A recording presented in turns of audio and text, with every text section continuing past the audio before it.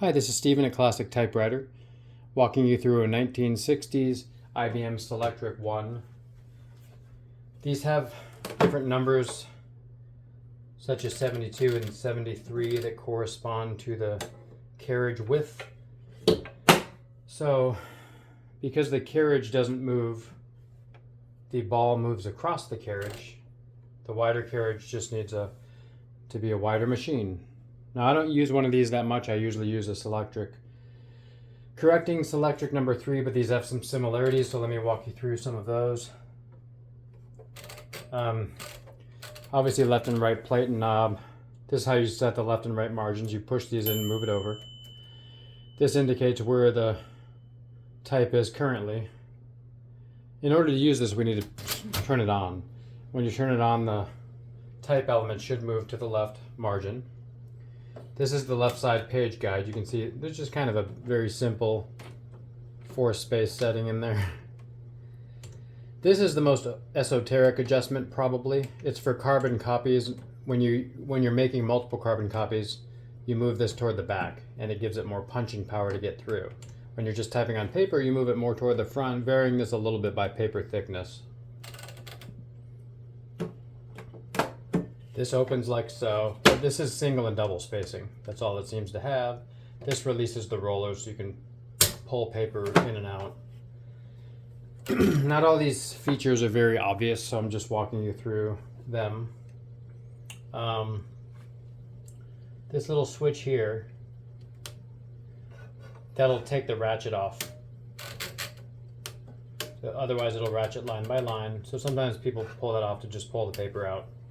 These two switches here, if you move this up and lift that ruler bar, this will allow you to take out the plate in itself, which is probably you won't need to do it, but it's pretty convenient for different kinds of servicing. Then you essentially settle it back in. Oops, I'm over a little too far there. Which again is not that easy, but I did it a minute ago. There we go. So that's what those buttons are for. You probably don't need to push those. This is the paper front rollers. These are plastic, so obviously be careful slamming this down. Oh good, there's clearance there, but just be careful these don't break off. They often break during shipping. Same with these, which are also plastic. Most of the shell is metal though, which I like. There's a ruler bar on the front here, so you can see where your left and right margin are. You push that into set, as I said. And that indicates where the type element is currently positioned.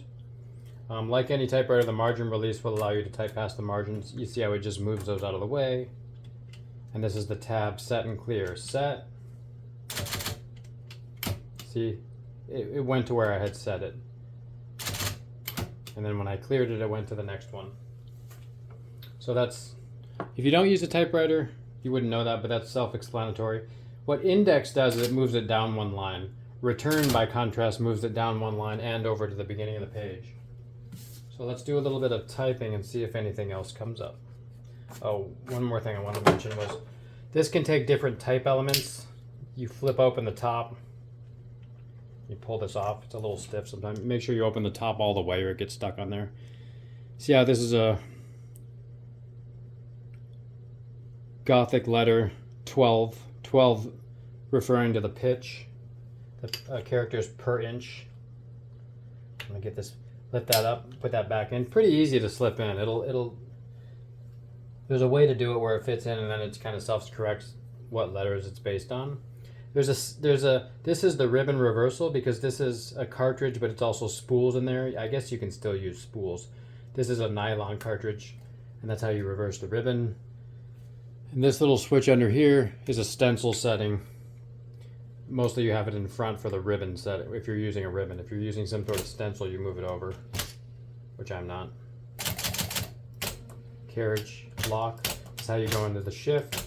What it does is it rotates the ball around instead of moving like you do on most typewriters, which is interesting. This is similar to changing the ribbon. You see how when I put this switch over, it lifts the ribbon up, and then you can pull this out and change this cartridge, which is somewhat convenient. You just slip it in, and you have to make sure you move that back, and that pulls it down. If it's not fed right, it just won't hit the ribbon as you're typing, which is a, I do it a lot in my Selectric number 3 when I'm loading a new ribbon, but this is much easier. So I believe these come in either the spools or these cartridges. These are getting harder to get, but they're still quite available. I have quite a few of them.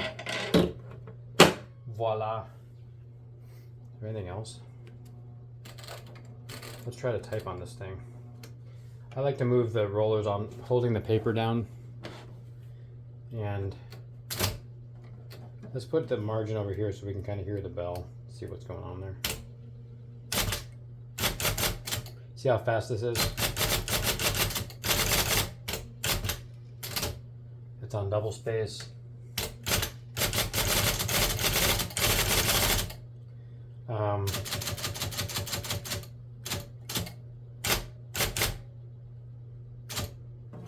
Didn't quite catch the ribbon correctly. I'm gonna reverse that.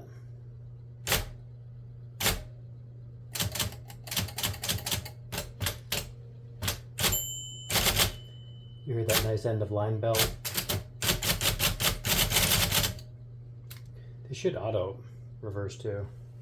See, I'm going back to recover my letters. Okay. I'm noticing the ribbon is not lifting, so I'm on some weird setting here.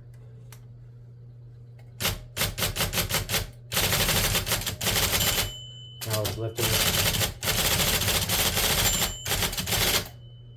Let's start different. Now, I looked up some of these features to kind of see what they did, but I wouldn't really mess with them in general. Just get it typing and then leave it. There's a piece of hair in here. Instead of doing double space, I just clicked return twice.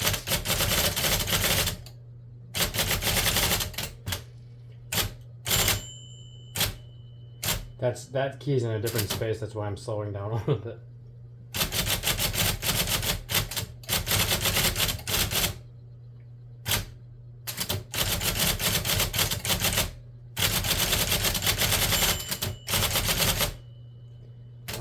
Exclamation point. This is thick paper too, so I'm gonna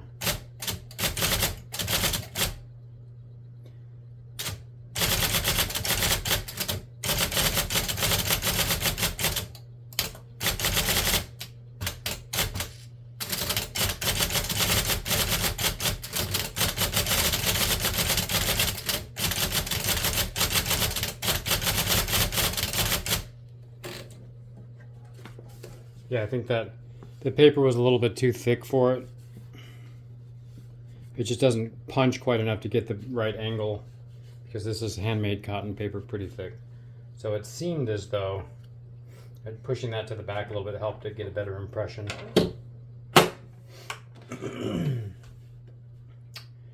Backspace is obvious. Shift lock tab is obvious. So it's just a beautiful machine. I like this smaller version. It doesn't have the correcting feature of later Selectrics, but it's a lot easier to load the ribbon. The other one you have to load this little correcting ribbon and trace this other ribbon in all these ways, and it gets a little bit complicated.